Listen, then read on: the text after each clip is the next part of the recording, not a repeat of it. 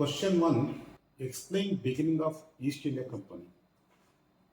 East India Company was just like any other company in India, like Tata Company, Wipro Company, Infosys Company. So East India Company established in 1600, approved by Queen Elizabeth. Queen Elizabeth was British Queen. And East India Company initially they planned for doing trade in spice business. That what we call sambaru padarthagalu. So spice business and cotton business. So East India Company was just like any other company, like Tata, Wipro. So in 1600, Queen Elizabeth approved. And initially in India, there was a fight between Portuguese and Britishers. So Britishers won. Britishers won. They established a first factory at Surat. In 1615, Mughal Emperor Jahangir, he gave permission to Sir Thomas Roe. Sir Thomas Roe, representative of East India Company in Jahangir Kingdom, he gave permission for establishing factory at Agra and Ahmedabad. Ahmedabad now in Gujarat.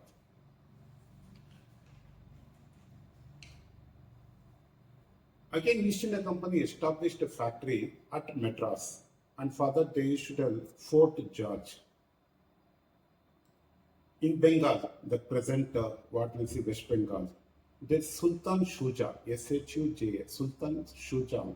He was Subedar of Bengal. Subedar means like Tahsildar. He gave permission to Britishers for constructing a factory at Hooghly, Hooghly River, that river bank of Hooghly, that called as Fort William. Then Portuguese, no, initially there was rivalry between Portuguese and Britishers. Later, the Portuguese king, Portuguese king daughter, her name is Catherine. So she married British king. His name is Charles II. So Portuguese princess Catherine married British king Charles II. In that time, Portuguese king, he gave Bombay as dowry to Charles II. So Charles II transferred Bombay to East India Company. So East India Company constructed a factory there. So here, initially they started factory at Surat. Then again, Jahangir, Mughal Emperor, he gave permission to Sir Thomas Roe for establishing factory at Agra and Ahmedabad. Then they established factory at Madras. For that they should tell Fort George. Then again, Sultan Shuja, he was Subedar in Bengal. He gave permission to Britishers for constructing factory at Hooghly River. That is called Fort William. Then initially there was rivalry between Portuguese and Britishers. Later, actually, the Portuguese king daughter married British king Charles II. In that time, Portuguese king gave Bombay as dowry to Charles II. He was a British king. And Charles II transferred Bombay to East India Company. East India Company established factory at Bombay. See, this is second question. Explain Battle of Plassey. Bengal Nawab was Siraj-ud-Dawla. Siraj, Siraj, U-D, D-A-U-L-A. Siraj-ud-Dawla was Bengal Nawab. And Bengal, British governor. In Bengal also that Britishers had factory. That factory led by governor. Governor name was Robert Clive. Actually, Robert Clive's story is totally different. He joined as a clerk in Madras. And later he became governor. Bengal, British governor. And Britishers constructed a fort around their factory. They had factory near Hooghly River. Around that factory, they constructed a fort because of Portuguese. So Siraj-ud-Dawla opposed that constructing a fort around their factory in Bengal. And also, Britishers misused their farman. Farman is nothing but whatever Mughal Emperor gave permission to Britishers for doing trade, they started misusing. So Siraj-ud-Dawla opposed. And also that one story is there actually, that as per that story, that Siraj-ud-Dawla attacked Britishers and he imprisoned around 143 British soldiers in small room. In that actually that within next day, more than 120 people died. That is called Black Hole episode. That story is there actually. So here Sirajuddaula opposed Britishers that whatever they constructed fort around their factory, and also they started misusing their farman. Farman is nothing but that permission or licenses whatever they got for doing trade.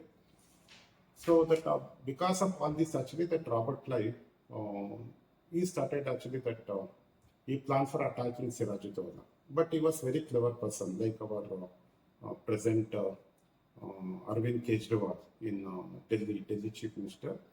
So here Robert Clive, instead of directly attacking Sirajuddaula, he met Mir Zapper was army head under Sirajuddaula, and also Mir was father-in-law for Sirajuddaula.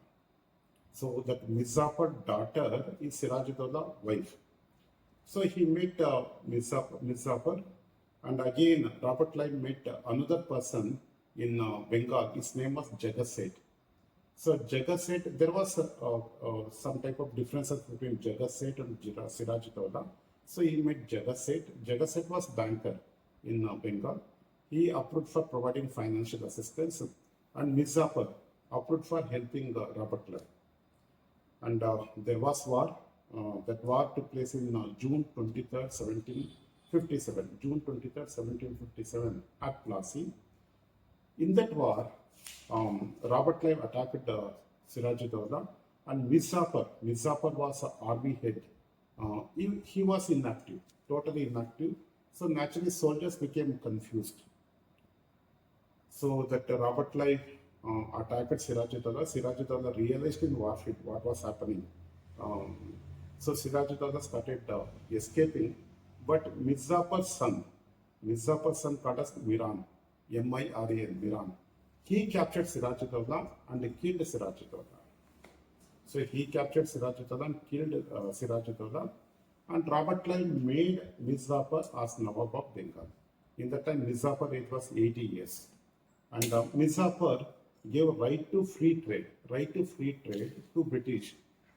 That is nothing but actually that doing trade in Bengal, Bihar, Orissa without any paying tax to Bengal Nawab. So like this actually Sirajuddaula got all type of benefit. So that story is very simple. Bengal Nawab of Sirajuddaula, and Britishers had factory at Calcutta, present that what we done. The Britishers had factory, and they started constructing fort at that Sirajuddaula opposed, and British governor there Robert Clive. So Robert Clive planned for attacking Sirajuddaula, but instead of directly attacking, that he met his army head. Army head was Mir was father-in-law for Sirajuddaula, and there was differences between Mir and Sirajuddaula. So he met Mir and he met Plan. Again, he met another person called Jagat. He was banker in Bengal. So Jagat accepted for helping Robert Clive, and war took place on June 23rd, 1757. In war field, Mir was inactive. So naturally, soldiers were confused, and there Sirajuddaula got idea what was happening, but no other alternative. He started escaping, but Mir son, called as Miran, M-I-R-N, Miran, captured Sirajuddaula and killed Sirajuddaula. Then, as per plan, Robert Clive made Mir as Nawab of Bengal, and Mir gave right to free trade in Bengal, Bihar, Odisha to Britishers.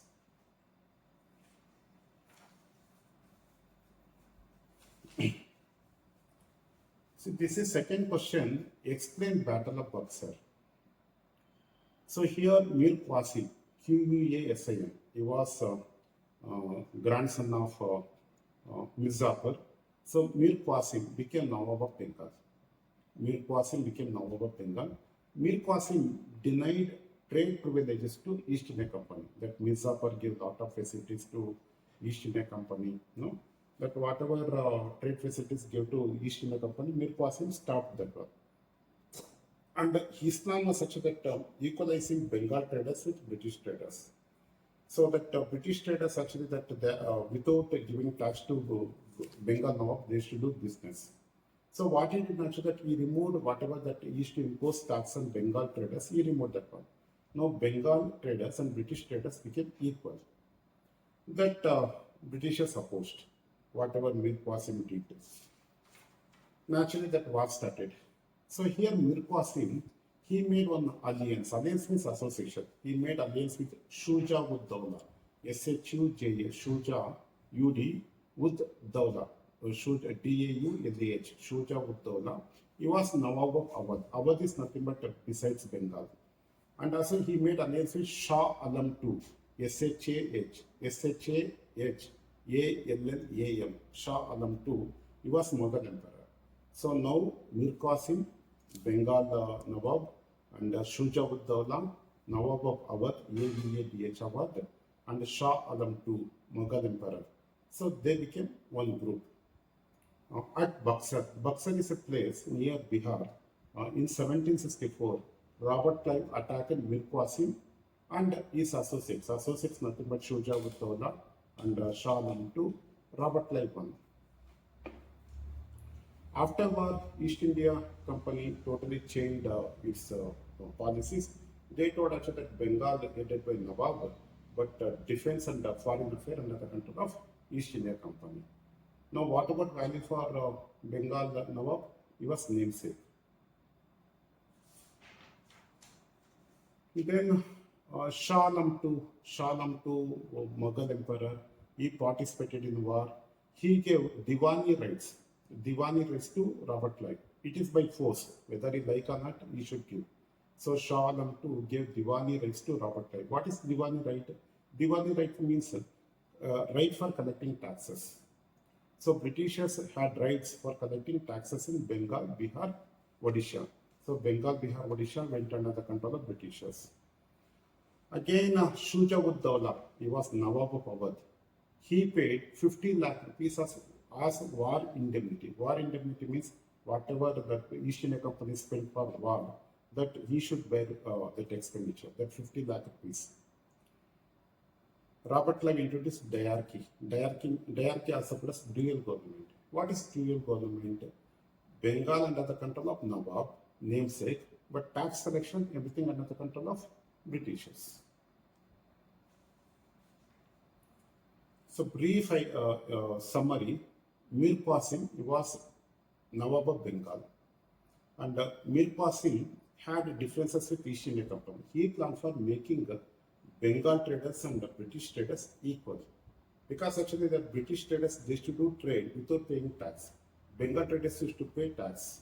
So he removed tax, whatever he used to impose on Bengal traders. That Britishers opposed. So naturally there was clash. So in the clash, what Mir Qasim did actually that he made alliance association with Shuja ud Dawla. He was Nawab of Awadh. Shah Alam II, he was Mughal Emperor. At Buxar, Buxar is a place near Bihar. There actually that war took place. In that war, Robert Clive won. Robert Clive was a British governor in Bengal. Then after war, East India Company to change that total policies in Bengal. They told actually that foreign affairs and defense under the control of Britishers. And again, Shah Alam II gave Diwani rights to Robert Clive. Diwani rights means right to collect taxes. So Britishers is to collect tax in Bengal, Bihar, Odisha. But head is Nawab. Then again Shuja ud Dawla, he was Nawab of Awadh. He agreed to pay rupees 50 lakh rupees as war indemnity. War indemnity means whatever East India Company spent money for war, he used to pay. Then after all actually Robert Clive introduced the diarchy. Diarchy also called as dual government. Dual government means already I told Bengal head is Nawab, but whole administration, the tax collection, everything under the control of Britishers. So now Bengal, Orissa, Bihar went to Britishers, and already Surat went to Britishers. Surat, Ahmedabad, went to Britishers.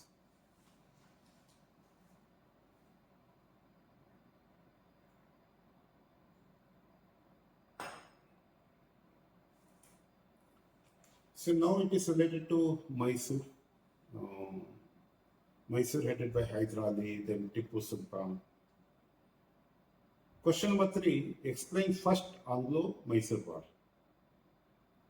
See, Britishers had alliance with Marathas and Hyderabad Nizam. So Marathas were rulers of Pune. So Pune headed by Peshwa nothing but Marathas, and Nizam Hyderabad head. So British plus Hyderabad Nizam plus Marathas considered as one group, and Hyder Ali different. So Hyder Ali attacked Marathas, Hyderabad Nizam and British. That alliance, Hyder Ali attacked, Hyder Ali won. And also that he took control of Madras. And there was agreement that they tell actually that a Treaty of Madras, Hyder Ali returned Madras to Britishers. So in first Anglo-Mysore War, Maratha, Nizam, British, that considered as alliance. And here Hyder Ali attacked alliance, Hyder Ali won, and he captured Madras under the control of Britishers. And as for that after war, as for agreement actually that he returned Madras to Britishers. Question number 4, explain second Anglo-Mysore War. See, Mahe, M-A-H-E, Mahe, Nova it is there. That is Daman, Diu, Mahe, all union territories, small islands. So Mahe under the control of French. And it was fort where actually ship used to go from one place to another place. So Britishers captured Mahe. Mahe under the control of French people. French people. And whatever Hyder Ali trade, ships used to move from through Mahe. Through Mahe, it used to go to some other countries. So Hyder Ali attacked Britishers because actually the Britishers captured Mahe. Mahe under the control of French. No, Mahe is a port that whatever Hyder Ali used to send goods to foreign countries, that is through Mahe. So Hyder Ali attacked the Britishers. But in the middle of the war, Hyder Ali died. That is because of cancer. And his son, Tipu Sultan, continued war. It ended with the Mangalore Treaty. So it is brief summary. Second Anglo-Mysore War. I told Mahe. Mahe is a small island fort. It is under the control of French. But Britishers attacked French and they captured Mahe. Here Mahe indirectly related to Hyder Ali because Hyder Ali, whatever that is goods for foreign trade, that the ship is to move through Mahe. So Hyder Ali attacked Mahe, but in the middle of the war, Hyder Ali died, and his son Tipu Sultan continued war, and it ended with the Mangalore Treaty. Question number 5, explain third Anglo-Mysore War. Again, Britishers made alliance with the Nizam and Marathas. Actually, that up to 1947, Hyderabad Nizam created problem to India. Even after independence, also he created problem. And he was with Britishers. So here alliance means actually that association I told. So Britishers formed alliances with Nizam and Marathas. And Tipu Sultan fought against the alliance. Here Britishers won.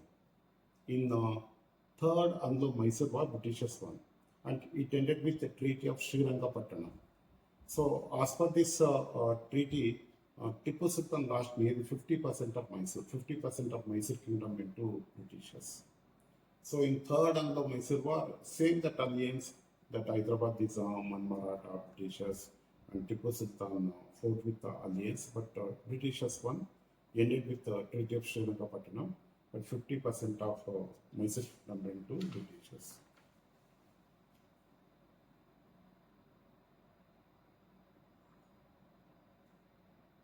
This is question number 6. Explain fourth Anglo-Mysore War. See, Britishers somehow they used to pull kingdom. No? They introduced subsidiary alliance. Subsidiary alliance means the kingdom under the control of Indian king, Example, actually, that Mysore was under the control of Tipu, but Mysore army under the control of Britishers. The Tipu Sultan not accepted. So Britishers imposed a subsidiary alliance in Mysore, but Tipu Sultan not accepted. So war started. That is fourth Anglo-Mysore war. But in the mid of the war, um, that Tipu Sultan he asked actually that assistance from French. Even French people accepted for supplying arms and ammunition to Tipu Sultan, but in the mid they were unable to supply. In the mid of the war, Tipu Sultan died.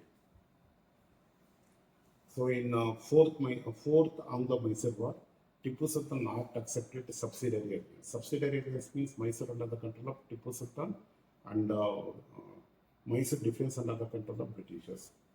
So Tipu Sultan not accepted, and also that he planned for taking assistance from French, and French people assured him for supplying arms and ammunition, but in the mid they were unable to supply arms and ammunition. So in the mid of the war, Tipu Sultan died.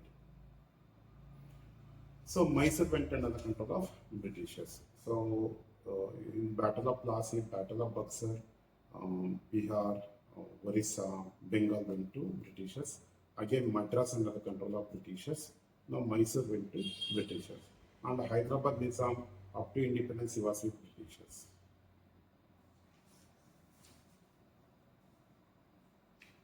Question number 7. Explain first Anglo-Maratha War. See, this is related to Pune and surrounding places, that what we call now Maharashtra. See, there was a conflict between Madhav Rao and Raghunath Rao. Madhav Rao and Raghunath Rao, they were Marathas.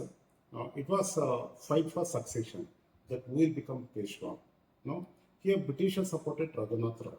Britishers supported Raghunath Rao, but fight ended with the Treaty of Salbai, Salbai.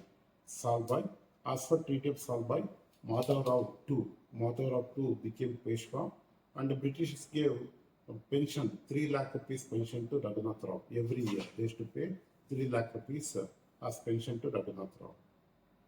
So this is first Anglo-Maratha War. There was clash between Madhav Rao and Raghunath Rao for succession, that will become Peshwa, Pune Peshwa. British supported Raghunath Rao, but fight ended with the Treaty of Salbai, Salbai, Salbai. So as for Treaty of Salbai, Madhav Rao II became Peshwa for Pune, and for Raghunath Rao, Britishers gave pension, 3 lakh rupees every year. This question number 8. Explain second Anglo-Maratha War. Second Anglo-Maratha War. Lord Wellesley. Lord Wellesley was the Governor General of India. Who was Governor General of India? See, up to 1857, India was under the control of Governor General of India. After 1857, India was under the control of Viceroy of India. So, Governor General of India, nothing but Viceroy of India. He was equal to Prime Minister. And in the time, India's capital was Calcutta. So, from Calcutta, they used to rule over India. So, here Lord Wellesley was Governor General of India, introduced subsidiary alliance in Maratha Kingdom. So, I told what is subsidiary alliance. Subsidiary alliance means Pune under the control of Peshwa, Pune head is Peshwa, but Pune defense under the control of Britishers. That is called subsidiary alliance. And it ended with the Treaty of Bassein, Bassein, Bassein. Surat went to Britishers. So Peshwa surrendered Surat to Britishers. 8. Explain second Anglo-Maratha War. Lord Wellesley, he was Governor General of India. So Governor General of India equal to Prime Minister. In that time, Calcutta was India's capital. So from Calcutta used to administer whole India. So up to 1857, called as Governor General of India. From 1858, same person, same Governor General of India, called as Viceroy of India. Lord Wellesley, he introduced subsidiary alliance, SUBSIDIARY, subsidiary alliance in Maratha Kingdom. So subsidiary alliance means Pune head was Peshwa, but Pune defense under the control of Britishers. That is called subsidiary alliance, and it ended with the Treaty of Bassein, Bassein, Treaty of Bassein. As per Treaty of Bassein, Peshwa, he gave Surat to British. So Surat became part of British provinces.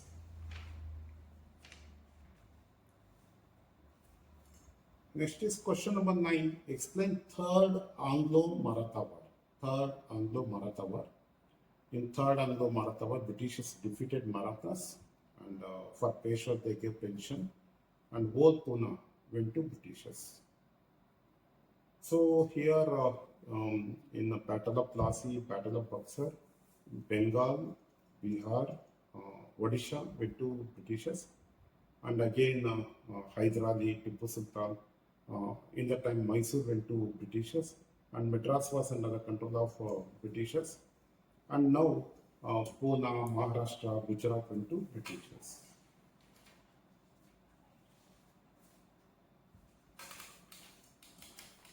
This is question number 10. Explain first Anglo-Sikh War. See, this is Sikh, that Punjab, present Pakistan surrounding area. Rani Jindal, Jindal. Rani Jindal was Sikh leader, or we can tell Sikh queen, and she had a minor son. So she had minor son. So she was considered as head of, like just like Rani Chennamma. So she was head of present Punjab, and for her army, she told actually that fighting against the Britishers in present Pakistan, that Lahore area. For army people, she told cross Satluj River. So after Satluj River, that Lahore is there, that present Pakistan, that Lahore under the control of Britishers. So that war took place between Rani Jindal and Britishers, and that ended with Treaty of Lahore. So as per Treaty of Lahore, British controlled the Sikh kingdom, and they removed Rani Jindal. So this is first Anglo-Sikh War. So in first Anglo-Sikh War, that was between British and Rani Jindal. So Rani Jindal, she was head of present Punjab, and she had minor son. And for her army, she told cross Satluj River. If army cross Satluj River, there Lahore is there. Lahore is nothing but present Pakistan area. That was under the control of Britishers. So there was war between Rani Jindal army and Britishers. Britishers won. That ended with the Treaty of Lahore. As per Treaty of Lahore, Britishers started controlling Sikh kingdom. That is nothing but present Punjab surrounding area. And Rani Jindal removed.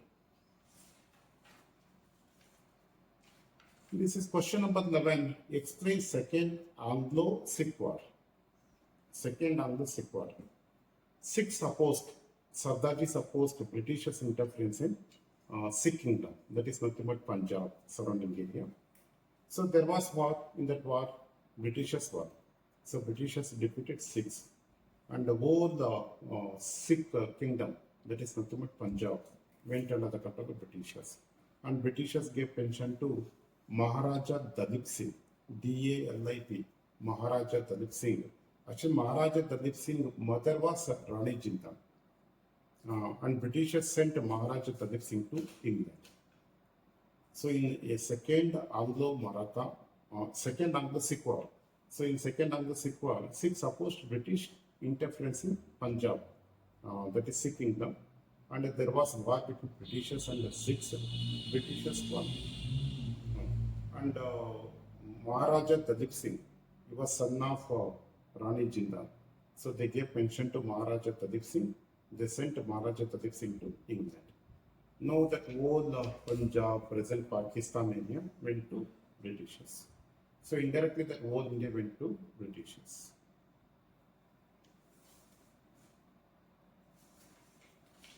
See, this is question number 12. Explain subsidiary alliance. So as per subsidiary alliance, Indian princes accept British supremacy. Example, Mysore Wadiyar. So Mysore Wadiyar should accept British supremacy. British army takes responsibility of Indian kingdom defense. That is Mysore defense under the control of Britishers. And Indian prince should accept British resident or commissioner. It is just like this, such that Mysore under the control of Wadiyar and Mysore defense under the control of Britishers. And even Mysore Wadiyar should accept British commissioner in Mysore. So Mysore administration under the control of British resident or British commissioner. So Mysore Wadiyar, defense under the control of British, administration under the control of British. And if Mysore Wadiyar like to negotiate with another kingdom or another Indian kingdom, he should take permission from Britishers. See that present Bangalore is there. Once upon a time, Bangalore called as British cantonment. So that here Raj Bhavan is there. Raj Bhavan where Mysore Commissioner is to stay. That is official Bangalore. And we'll tell also that Kabam Park, that where is to go for walking. And the present High Court is there. High Court is his administrative office that called as Atara Kacheri. So Mysore Commissioner, that will tell Kabam Park. Kabam is nothing but Mysore Commissioner. Again, we'll tell Boring Hospital. Boring is nothing but Mysore Commissioner name. No? In that time, British Commissioner, Mysore Commissioner, used to stay in Bangalore because from Bangalore is to manage Mysore, from Bangalore is to manage Pune, and from Bangalore is to manage Hyderabad, and Bangalore is very near to Madras. So that British Commissioner or British resident is to stay in Bangalore and is to administer whole Mysore Kingdom. So as per subsidiary areas, I'm giving example, Mysore under the control of Wadiyar, and Mysore defense under the control of Britishers, and Mysore administration under the control of British Commissioner or resident.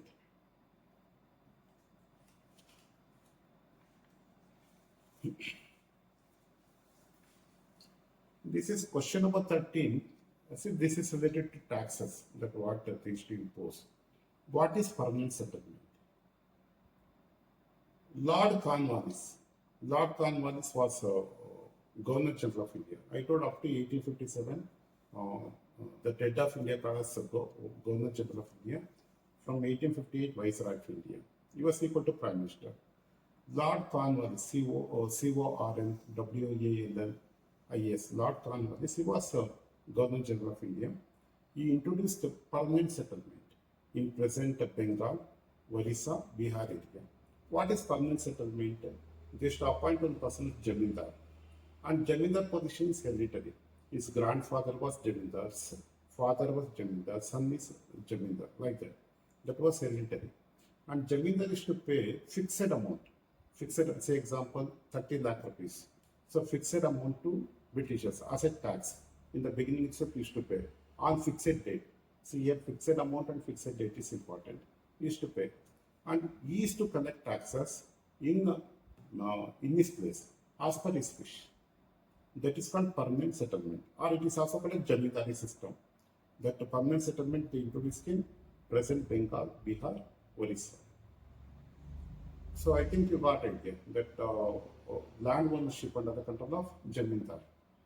So, and that was hereditary. Grandfather was Jamindar, father was Jamindar, son also Jamindar. On fixed date, he used to pay fixed amount to Britishers, and he used to collect tax from farmers as per his wish.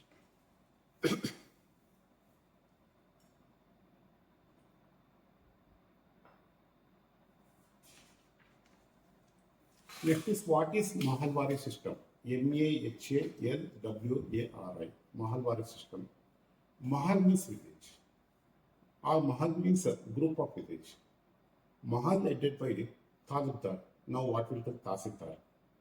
So this Talukdar used to collect tax from farmers and used to pay tax to Britishers. So when compared to Jamindari system, this Mahalwari system exploitation is less. Because he is head of the village, he is called as Talukdar. He used to collect tax from his own people and used to pay tax to British officer. It was in present Punjab, surrounding area, Punjab, Pakistan, that surrounding area. That what will tell actually Western India. So in Eastern India, that is nothing but Bihar, Bengal, Orissa, they introduced Jamindari system. Jamindari system was put as permanent settlement. And here Punjab, surrounding area, they introduced Mahalwari system. This is tax system. Next is what is Rohitwari system? R-Y-O-T-W-A-R-I. Rohitwari system. See, Rohit means farmer. Rohitwari system is farmers directly they used to pay tax to British officer. It was in Mysore, Madras, that is in South India. So taxes, whatever they imposed in India, they divided into three. One is permanent settlement, that is also called a Jamindari system. That was in Bihar, Bengal, Orissa.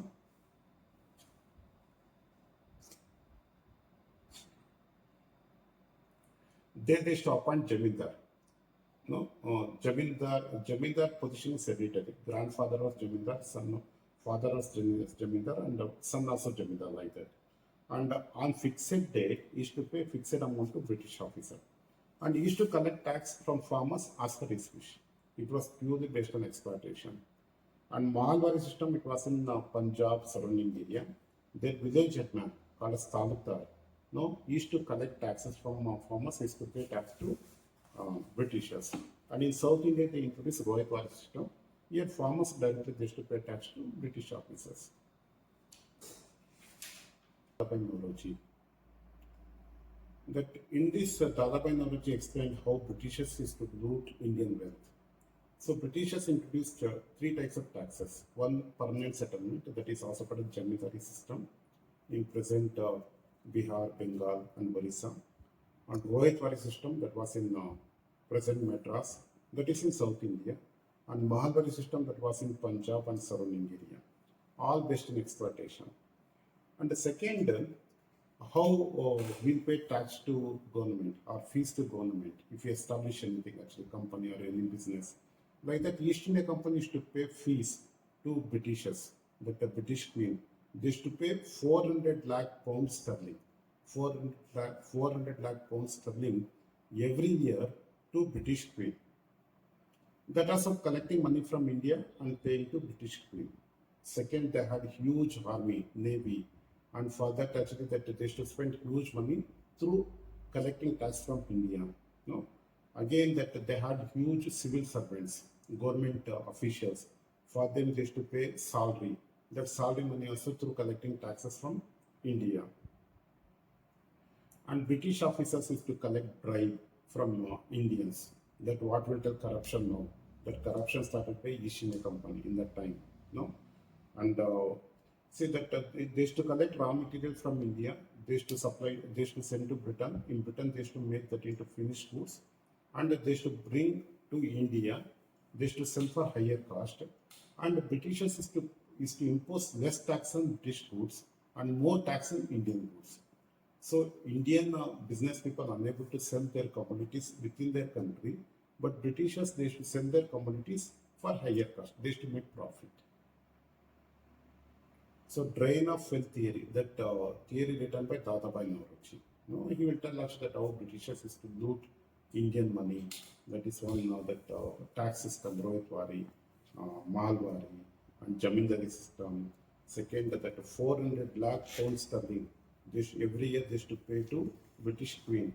No, and a huge army, navy, civil servants. What about their salaries? And also these people used to collect bribe from Indians. No? Then on British goods they used to impose less tax, but for Indian goods more tax.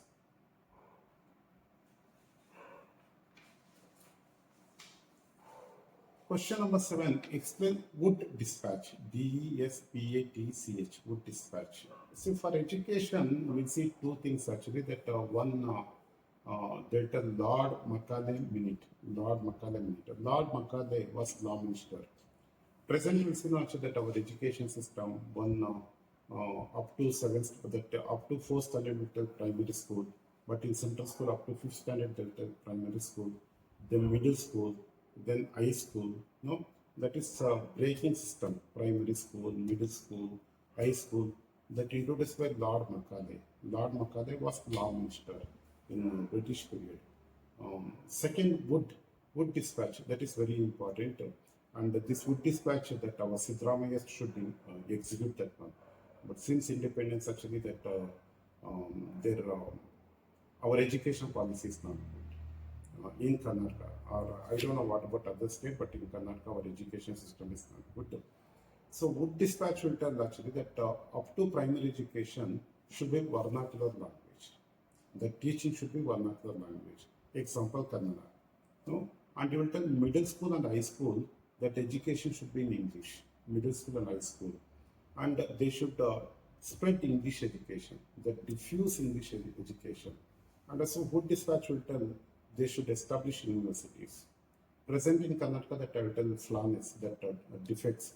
The defects is such that up to 10th standard they teach Kannada. That the person who studied Kannada up to 10th standard, even if you do MA in political science, MA history, but you face problem in English. The person who study up to 7th standard Kannada medium, from 8th standard if you study in English medium, will not face English problem. So that would dispatch that in that time, I'm telling you that before 1850 they told primary school should be vernacular language, that is Kannada, Tamil, Telugu like that. And middle school, high school education should be in English. And spreading English education, plus establishing universities. That is wood dispatch.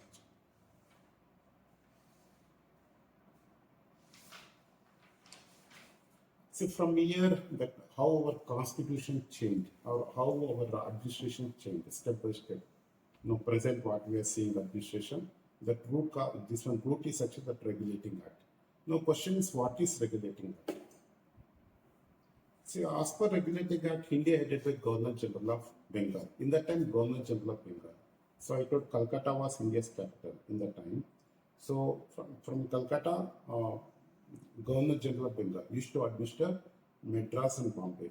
So India headed by Governor General of Bengal, and Bombay headed by British Governor, and Madras headed by British Governor. So two governors, Bombay Governor and Madras Governor. Bombay Governor and Madras Governor used to work under Governor General of Bengal. So Governor General of Bengal equal to Prime Minister, and Bombay Governor and Madras Governor just like Chief Ministers. As per regulating act, they established Supreme Court at Calcutta. Because actually up to 1911, India's capital was Calcutta. So as per regulating act, Governor General of Bengal considered as head of in that time, that Madras and Bombay, and Madras headed by British Governor, one Governor, and Bombay headed by one Governor. And these two governors used to work under Bengal Governor General. And they established Supreme Court at Calcutta. Next question is, explain Pitt's India Act, P-I-T-S, Pitt's India Act. So the Pitt's India Act, they created two boards. One called as Board of Control, second Board of Directors. Board of Control, second Board of Directors. Board of Control, it had specialists or technicians. This both Board of Control and Board of Directors had technicians or specialists, what we tell. So Board of Control used to supervise administration in India. Administration under the control of Board of Control, and recruitment, appointment under the control of Board of Directors. See, now you are writing IAS examination, KAS examination. That IAS examination conducted by UPSC, but UPSC only examination conducting body, that is not recruiting body. So now how many vacancies in 2024? That decided by DPAR, Directorate of Personal and Administrative Reform. In central government, there was some department for DPAR. So they will decide actually that they will come to know how many vacancies in civil service. So they'll make an all that copy, then they'll hand over to UPSC. UPSC will conduct examination and they'll select candidate. Then they'll hand over to DPR. So any IAS officer from day one up to retirement will be under DPR, not under the control of UPSC. UPSC only examination conducting body. So like that, like DPR, this is Court of Directors. That whatever appointments in East India Company, this Court of Directors is to manage. Okay. Again, we'll tell Nachi that we'll tell Chief Minister is set up Karnataka. No, Chief Minister today will come, will go, but administration will not go. No, administration, Karnataka administration under the control of Chief Secretary. Chief Secretary is senior most IAS officer in Karnataka. He is a technician, IAS officer. So today Siddaramaiah is there, tomorrow one was actually DK Shivakumar will come. And before that actually Basuraj Bommai. No, Chief Ministers will go, but Chief Secretary position is permanent. He is an IAS officer. No, like that actually they created two boards. One is actually the Board of Control. This Board of Control is to manage administration in India, and the Court of Directors. Court of Directors used to manage appointments in India. Question number 20. Explain Charter Act of 1813. Explain Charter Act of 1813. Now we come to know how our administration day by day developed actually. Okay. So under Charter Act 1813, British Parliament allowed other British companies to India. You see, already I told East India Company was just like any other company in India. That may be Reliance Company or Tata Company or Tech Mahindra, like that actually. So East India Company, one company. No, here British Parliament allowed other British companies to India for doing trade. And they told except tea business because tea business was very good profiting business. They told the tea business under the control of East India Company, but other than tea, that other East India Company can do business in India. No, that is Charter Act of 1813, and rupees 1 lakh spent on education. First time they spent 1 lakh rupees for education. So Charter Act 1813, British Parliament allowed other British companies to India, for doing trade except tea business. Tea business under the control of East India Company, and they started spending 1 lakh rupees on education. And why 1 lakh rupees on education? Why first time education? Because actually for recruiting Indians in civil service. Question number 21. Explain Charter Act 1833. Charter Act 1833. So here, up to 1832, that head of India was Governor General of Bengal. From 1833, head of India was Governor General of India. See, the term changed. Now, why the term changed? Whole India went under the control of Britishers. So instead of calling Governor General of Bengal, they started calling Governor General of India. No? And from 1833, East India Company was not trading company, it was ruling company. So it was that India ruled under the control of East India Company. And first time they appointed law minister.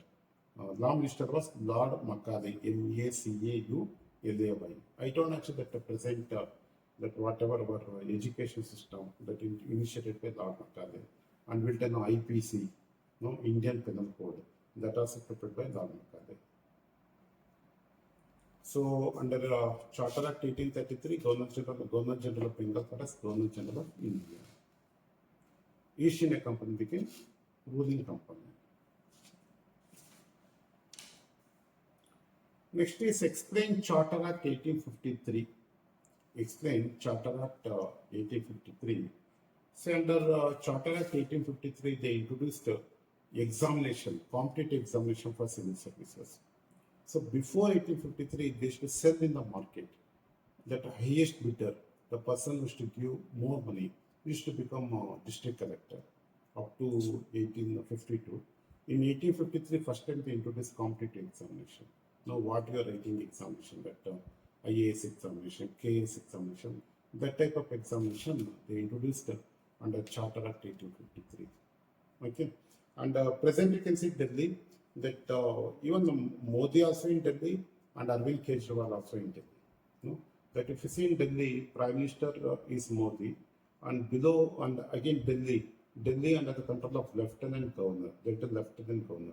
Below that you see Chief Minister Arvind Kejriwal. No? This system they introduced in 1853. They told Governor General of India was head of India, but he wasn't just like Modi in Delhi, no? Like the Governor General of India also in Calcutta. In that time, Calcutta was India's capital. And also they created one position for Lieutenant Governor. Lieutenant Governor for administering only Bengal. Now how Arvind Kejriwal administering only Delhi, like that they created position, Lieutenant Governor for administering Bengal. And they introduced the competitive examination for civil service. In that time, they used to conduct examination in England.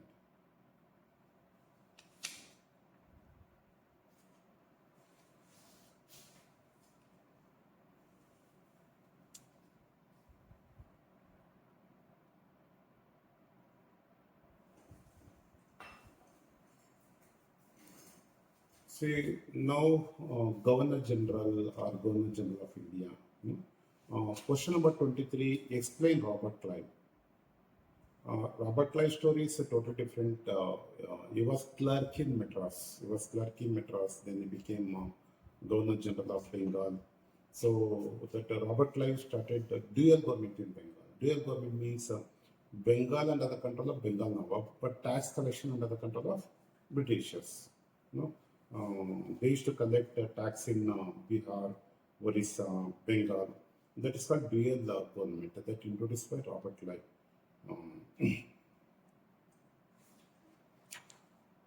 Question number 24.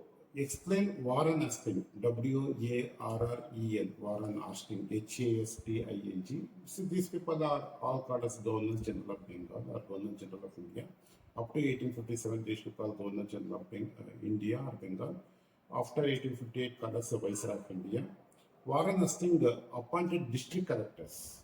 Present what we are seeing actually that district, every district under the control of two people, one district collector, second superintendent of police. No, this position created by Warren Hastings, and also he established Supreme Court at Calcutta because in that time Calcutta was India's capital. He established Supreme Court at Calcutta. So Warren Hastings appointed district collector. So every district under the control of district collector. Next, explain Lord Cornwallis. Explain Lord Cornwallis. See, Lord Cornwallis introduced civil services. No, civil services, what we know you're writing examination, Indian civil service or KAS examination, that the civil service introduced by Lord Cornwallis. Lord Cornwallis is considered as father of civil services in India. And he introduced permanent settlement. This already told what is permanent settlement. That is called Jamindari system. Jamindar position is hereditary. Grandfather was Jamindar, father was Jamindar, son also Jamindar. And they used to pay fixed tax to government on fixed date. That is called permanent settlement or Jamindar system. And also that he created district court. Now also if you see in Taluk is a municipal court. In district you see session court. And for state you see high court. And for central Supreme Court. No, that district court is there, no, present. That created by Lord Cornwallis. And the second, he introduced civil services, that what you are writing in examination. And he separated the executive with the judiciary. Now also same, if you see in India, this one, we'll tell legislature. Legislature is nothing but Lok Sabha, Rajya Sabha. That is separate. Executive means actually Prime Minister and other minister plus IAS officer. That is separate. That is called executive. Judiciary means court. No, this type of separation introduced by Lord Cornwallis. Lord Cornwallis is considered as father of civil services and introduced permanent settlement. That is also called as Jamindari system. That is tax system. And he created district court and he appointed district judges. And he separated judiciary from executive.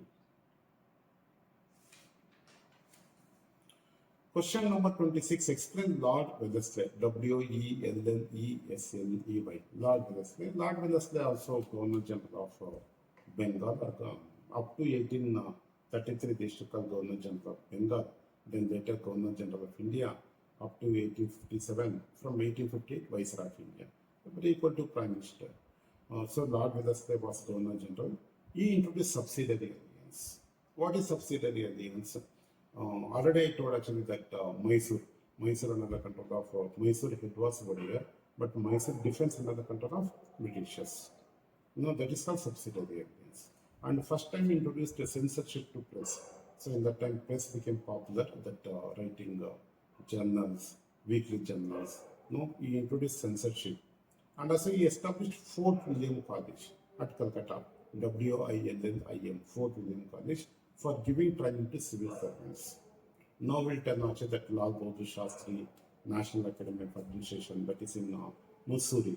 Like that, that Labas actually they'll give training for IAS officer.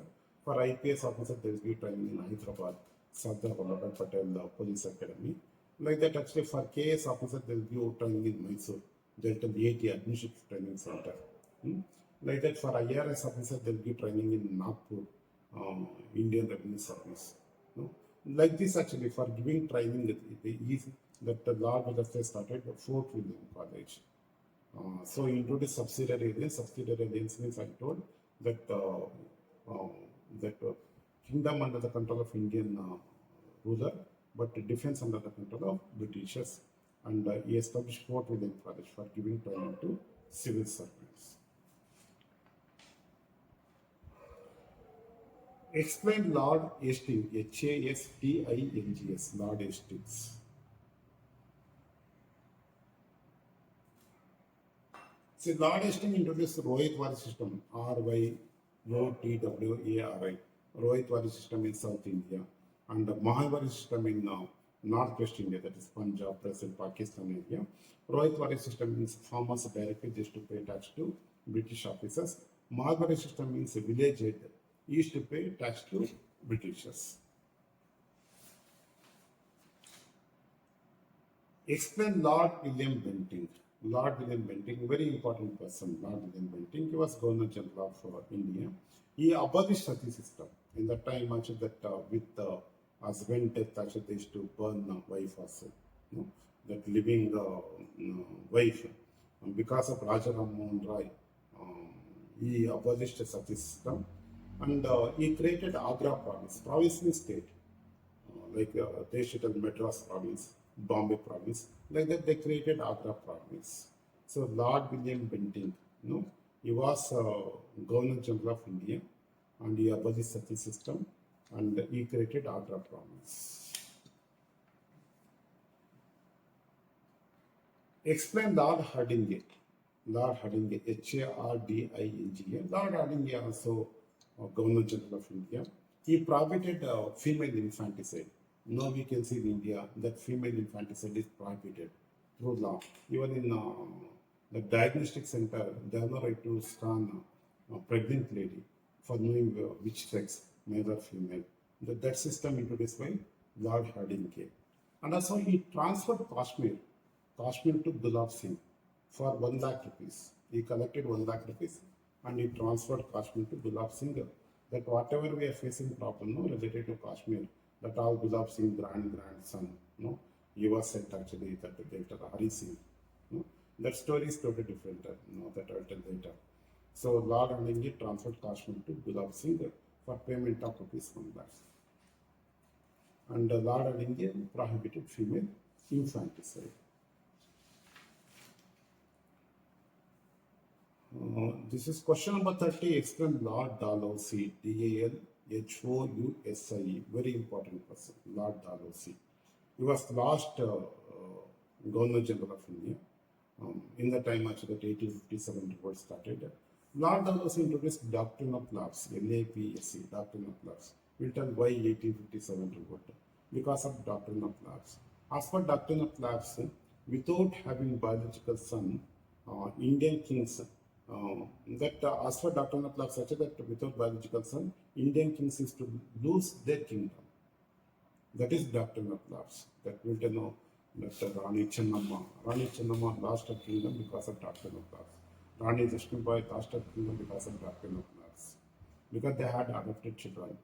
And also Dalhousie abolished pension system. They used to give pension to Peshwa. He abolished the pension system. And also they used to give title like Emperor of India. That Dalhousie told Bahadur Shah II, in that time Bahadur Shah II was Mughal Emperor in Delhi. Here Dalhousie told actually that after Bahadur Shah II, no titles. And the Bahadur Shah II successors, the children had no right to stay in Red Fort. Red Fort was official palace for Mughals in that time. He told actually that after Bahadur Shah II death, children should vacate that palace, official palace for Mughals. And also introduced railway system. So first railway system from Bombay to Thane. Again introduced postal system, telegram system. Now in every state we see PWD department, Public Work Department. The Public Work Department established by Lord Dalhousie. And he passed Widow Remarriage Act. So he made widow remarriages legal. And see, before Lord Dalhousie, they used to sell civil services. That what we tell now IAS, they used to sell in the market. IAS bidder used to become district collector. But Lord Dalhousie introduced a competitive examination, open competitive examination. So one Lord Dalhousie introduced Doctrine of Lapse.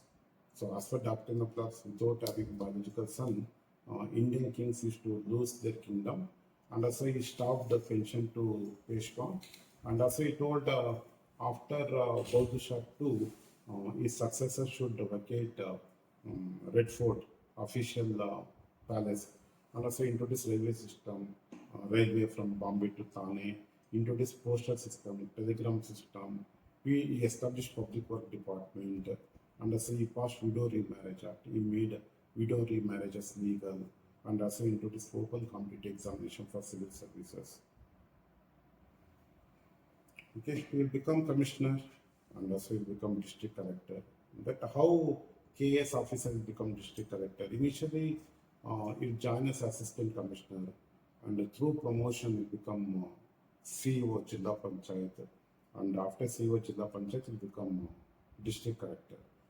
Say that if you join as a Tahsildar, you will not become IAS officer. And because such that the Tahsildar is Group B position, they'll give first promotion to AC. AC is actually that in KS Group A. So AC, Assistant Commissioner, he will become IAS officer, but Tahsildar will not become IAS officer. But he will become AC, Assistant Commissioner. So that the day of joining, from the day of joining, usually the 13th year, between 13th and 17th year, KS officer become IAS officer. So KS officer, day one is assistant commissioner. Day one he called as commissioner. So you will become commissioner, and you will become district collector. But if you join as an assistant commissioner, day one, that is class 1 will tell. But if you join as a Tahsildar, you will become commissioner, but will not become district collector. Okay, we end up.